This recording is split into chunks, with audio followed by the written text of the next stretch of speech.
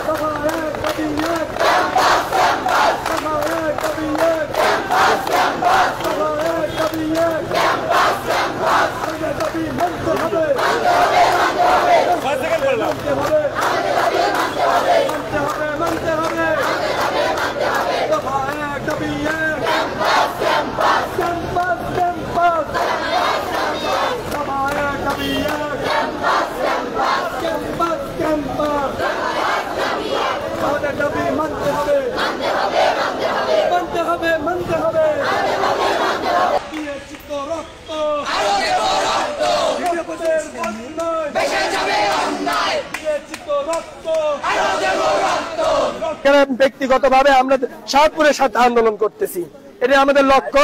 ইনশাআল্লাহ এই লক্ষ্যে আমরা অটল থাকবো। আসসালামু আলাইকুম, সবাই ভালো থাকবেন।